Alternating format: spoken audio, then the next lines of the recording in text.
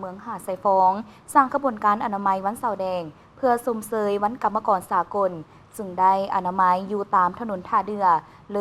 ริ่มจากบริเวณหน้าสวนน้ำอินแปงลงมาหาด้านหน้าทางเข้าออกด่านความมิตรภาพลาวไทยแห่งที่ 1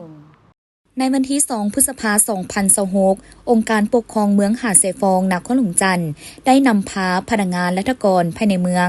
ร่วมสร้างขบวนการเฮ็ดอนามัยในวันเสาร์แดงเพื่อเป็นการคำนับสุ่มเสยวันกรรมกรสากลครบรอบ140 ปี 1 พฤษภาคม 2026 ซึ่งนำพาโดยท่านบัวไซลุนนาวงศาประธานคณะกรรมการปกครองเมืองหาดไซฟองสำหรับการออกแห่งงานดังกล่าวแม่นได้พร้อมกันเฮ็ดอนามัยอยู่ตามจุดเข้มทางสายหลักของเมืองก็คือถนนท่าเรือโดยเริ่มจากจุดบริเวณหน้าสวนน้ำอินแปงลงมาหาด้านหน้าทั้งเข้าออกด่านความมิตรภาพลาวไทย1และอยู่ต่อหน้าสถานีบริการไฟฟ้าเก่าของเมืองโดยเฉพาะก็แม่นอยู่ตามบริเวณดินที่เป่าวางเข้มทางซึ่งบริเวณดังกล่าวนั้นแม่นเป็นจุดที่สำคัญแห่งหนึ่งเนื่องจากเป็นเส้นทางไปสู่ด่านประตูเข้าออกเมืองของนครหลวงจันทน์และก็เป็นใบหน้าใบตาที่สำคัญของเมืองหาดไซฟองอีกด้วย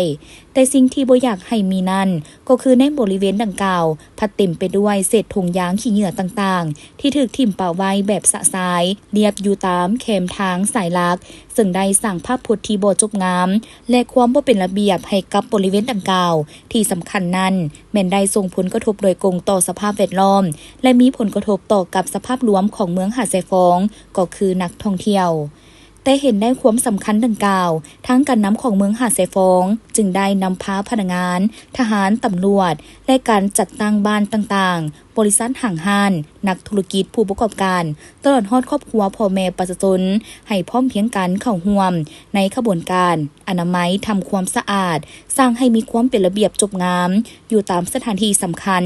โดยเฉพาะจุดเส้นทางเข้าออกเมืองโดยได้เก็บเมียนขี้เหงื่อเศษเจียถงยางต่างๆที่ถูกทิ่มปะสะสายอยู่ตามแคมทางในบริเวณดินปองว่างนั้นให้สะอาดเป่าเป็น